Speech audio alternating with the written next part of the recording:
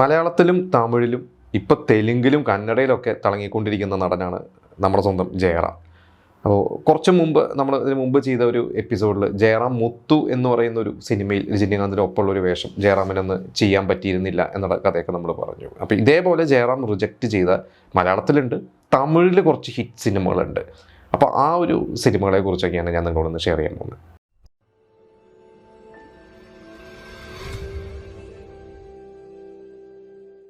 മലയാളത്തിലും തമിഴിലും ഇപ്പോൾ തെലുങ്കിലും കന്നഡയിലൊക്കെ തിളങ്ങിക്കൊണ്ടിരിക്കുന്ന നടനാണ് നമ്മുടെ മലയാളത്തിൻ്റെ സ്വന്തം ജയറാം. നമുക്കറിയാം 88 അപരൻ എന്ന് പറഞ്ഞ സിനിമയിലൂടെ വന്നു. പിന്നീട് മലയാളത്തിലൊരു എസ്റ്റാബ്ലിഷ് ഹീറോയായി മാറി. ആ സമയത്ത് ജയറാം തുടക്കകാലത്ത് തന്നെ അഭിനയിച്ചൊരു സിനിമയാണ് ചാണക്യൻ. സിനിമയിൽ വന്ന ഏകദേശം ഒരു വർഷം കഴിഞ്ഞപ്പോൾ തന്നെ ജയറാമിന് ലഭിച്ച വലിയൊരു റോളായിരുന്നു ചാണക്യൻ കമലഹാസൻ്റെ കൂടെ ഉള്ളത്. അന്ന് കമലഹാസൻ തമിഴിലെ സൂപ്പർ സ്റ്റാറാണ്, ഇന്നും സൂപ്പർ സ്റ്റാറാണ്. അപ്പോൾ അന്ന് തമിഴിലെ സൂപ്പർ സ്റ്റാർ അഭിനയിക്കുന്നു. അപ്പോൾ മലയാളത്തിൽ മാത്രമല്ല ആ സിനിമ തമിഴ്നാട്ടിലും ശ്രദ്ധിക്കപ്പെട്ടിരുന്നു. അപ്പോൾ ജയറാമിനും അതൊരു വലിയൊരു എക്സ്പോഷറാണ് കിട്ടിയത്.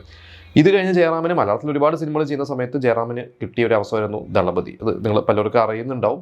ദളപതി എന്ന് പറയുന്ന സിനിമയിൽ മണിരത്നം, രജനി, മമ്മൂട്ടീനെ ഫിക്സ് ചെയ്ത ശേഷം അതിൽ ആ ഒരു കളക്ടർ റോള് അരവിന്ദ് സ്വാമി ചെയ്ത റോളിലേക്ക് ആദ്യമായിട്ട് ജയറാമിനെ, മമ്മൂക്കയാണ് ജയറാമിനെ വിളിക്കുന്നത്. പക്ഷേ ജയറാമിന് അന്ന് മലയാളത്തിൽ അറ്റ് എ ടൈം 3-4 പടങ്ങൾ ചെയ്ത് നിൽക്കുന്നതുകൊണ്ട് ആ ഓഫർ എന്താ പറയുക വളരെ വിഷമത്തോടു കൂടി തന്നെ അദ്ദേഹത്തിന് നിരസിക്കേണ്ടി വന്നു. പിന്നീട് അരവിന്ദ് സ്വാമി റോള് ചെയ്തു. അരവിന്ദ് സ്വാമിക്ക് അത് കഴിഞ്ഞ് മണിരത്നത്തിൻ്റെ ഒരു പെറ്റായി മാറി. അതുകൊണ്ട് റോജയിലെ നായകനായി, ബോംബെയിലെ നായകനായി.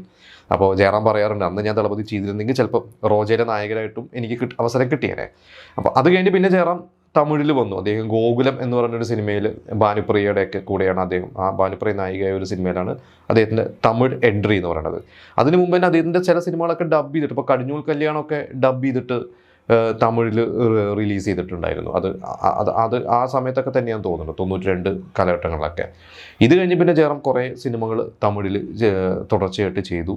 അദ്ദേഹം നന്നായിട്ട് തമിഴ് സംസാരിക്കുന്ന ഒരു വ്യക്തിയാണ്. അതുകൊണ്ട് പിന്നെ അദ്ദേഹം തന്നെ പറഞ്ഞിട്ടുണ്ട്, അദ്ദേഹത്തിൻ്റെ തമിഴ് ഒരു മലയാളം കലർന്നിട്ടാണ് അദ്ദേഹം പറയുന്നത്. പക്ഷെ അത് അവിടുത്തെ ഓഡിയൻസിനൊക്കെ ഇഷ്ടമാണ് എന്ന് പല ഡയറക്ടേഴ്സും പറഞ്ഞിട്ടുണ്ട്.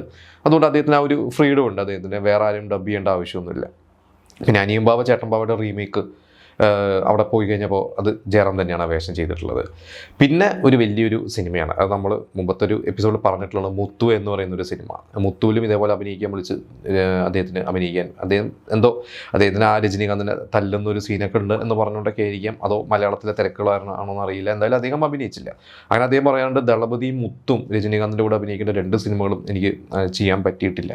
പിന്നെ കമൽഹാസൻ്റെ കൂടെ നമ്മൾ അദ്ദേഹത്തെ വേറെയും ഒരുപാട് സിനിമകളുണ്ട്. തെന്നാലി എന്ന് പറയുന്നൊരു സിനിമ, പഞ്ചതന്ത്രം എന്ന് പറയുന്നൊരു സിനിമ, പിന്നെ ഉത്തമ വില്ലൻ എന്ന് പറയുന്ന കുറച്ച് കാലം മുമ്പ് ഇറങ്ങിയ 2015 ഇറങ്ങിയ ഒരു സിനിമയിലൊക്കെ ഇത് കമൽഹാസൻ്റെ കൂടെ അഭിനയിച്ചിട്ടുണ്ട്. പിന്നെ കമൽഹാസൻ മലയാളത്തിൽ വന്നിട്ട് ജയറാമിൻ്റെ 4 ഫ്രണ്ട്സ് എന്ന് പറഞ്ഞ സിനിമയിൽ ബന്ധത്തിൻ്റെ പുറത്ത്, അത് കമൽഹാസൻ പറയാറുണ്ട്, ജയറാമിനെ വിളിച്ചു കഴിഞ്ഞാൽ ജയറാം റോൾ എന്താണെന്നോ അല്ലെങ്കിൽ റെമ്യൂണറേഷൻ എന്താണെന്ന് പോലും ചോദിക്കാതെ വരും.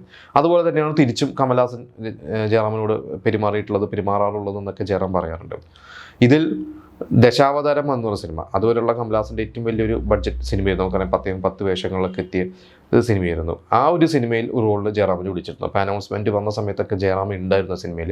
പക്ഷേ അതിൻ്റെ ഷൂട്ടിംഗ് കുറേ നീണ്ടുപോയതും ജയറാമിന് മറ്റ് സിനിമകളുടെ തിരക്ക് കാരണം ആ ഒരു സിനിമയുടെ ഭാഗമാവാൻ ജയറാമിന് പറ്റിയില്ല. ജയറാം തന്നെ ദശാവതാരം റിലീസായ സമയത്ത് അന്നത്തെ ഒരു പ്രൊമോഷൻ്റെ ഭാഗമായിട്ട് ഒരു TV ചാനലിൽ സംസാരിച്ചപ്പോൾ ജയറാം പറഞ്ഞിട്ടുണ്ട്, ആ ഒരു സിനിമയിൽ എന്നെ വിളിച്ചു, പക്ഷേ കുറേ ദിവസങ്ങൾ വേണമെന്ന് പറഞ്ഞു എനിക്ക് ചെയ്യാൻ പറ്റിയില്ല, എനിക്ക് ഭയങ്കര നഷ്ടബോധം ഉണ്ടെന്നൊക്കെ ജയറാം ഒന്ന് തുറന്ന് സമ്മതിച്ചിട്ടുള്ളതാണ്.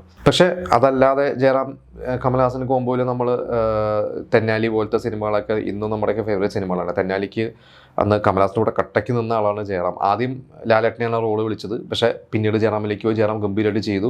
ജയറാമിന് അന്ന് സ്റ്റേറ്റ് അവാർഡ് കിട്ടിയിട്ടുണ്ട് ആ ഒരു സിനിമയ്ക്ക്. ആദ്യമായിട്ടാണ് തോന്നുന്നു കമൽഹാസൻ്റെ കൂടെ ഒരു നടൻ അഭിനയിച്ച ആ നടന് ഒരു സ്റ്റേറ്റ് അവാർഡൊക്കെ കിട്ടുന്നത്.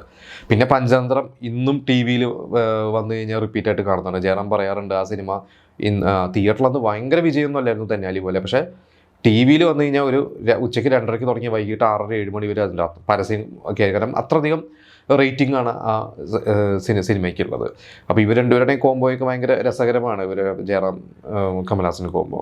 അപ്പോൾ ദശാവതാരം ഒരുപക്ഷെ അതിലൊരു ചെറിയ വേഷമുണ്ട്, ആ ചെറിയ വേഷത്തിൽ അഭിനയിച്ച ആ നടനാണ് പിന്നീട് കമൽഹാസൻ്റെ ഉന്നയെപ്പോലെ ഒരുവൻ എന്ന് പറയുന്ന സിനിമ, വെനസ്ഡേയുടെ റീമേക്ക്, അതൊക്കെ ഡയറക്റ്റ് ചെയ്ത് അദ്ദേഹം അമേരിക്കയിലാണ് ഇപ്പോൾ ചെറിയ സിനിമകളൊക്കെ അഭിനയിക്കുന്നുണ്ട്. പിന്നെ ജയറാം റിജക്റ്റ് ചെയ്ത വേറെ 2 സൂപ്പർ ഹിറ്റ് സിനിമകളുണ്ട് തമിഴിൽ.